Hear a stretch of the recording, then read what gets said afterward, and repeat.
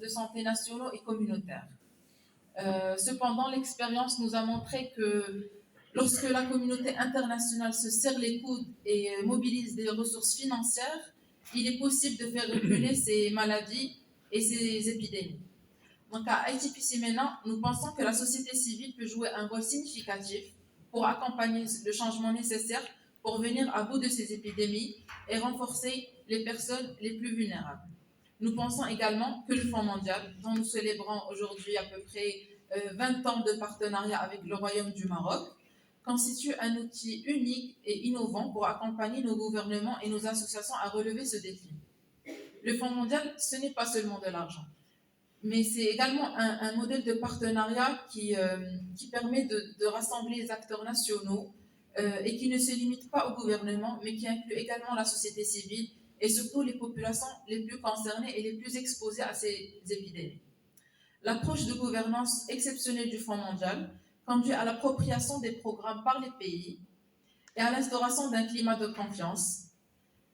garantit que des perspectives diverses sont entendues et valorisées, et surtout se traduit par une mise en œuvre efficace et des résultats palpables sur le terrain.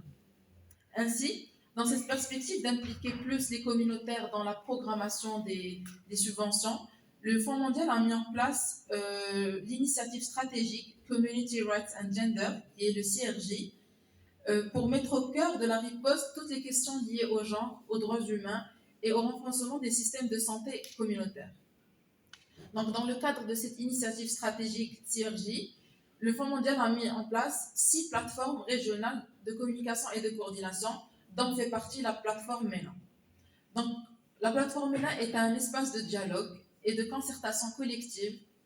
pour les communautés sur les droits humains, sur le genre. Elle permet de favoriser une participation effective de la société civile à l'élaboration, l'identification des priorités, la mise en œuvre et le suivi des programmes du Fonds mondial à l'échelle nationale et régionale. Ce dispositif aussi informe sur les opportunités d'assistance technique et assure une coordination entre les fournisseurs d'assistance technique et les ONG de la région.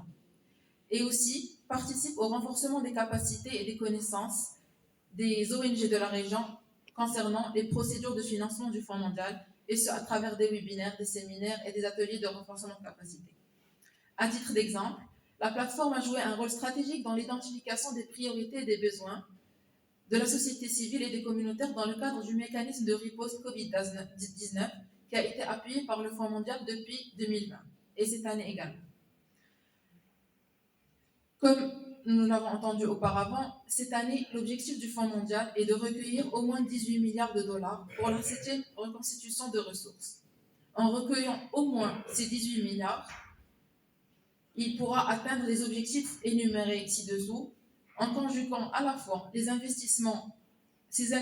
avec des niveaux soutenus de financement extérieur, un accroissement des financements nationaux, plus d'innovation et plus de collaboration. Le Fonds mondial pourra, grâce à ces 18 milliards, sauver 20 millions de vies pendant la période 2024-2026, en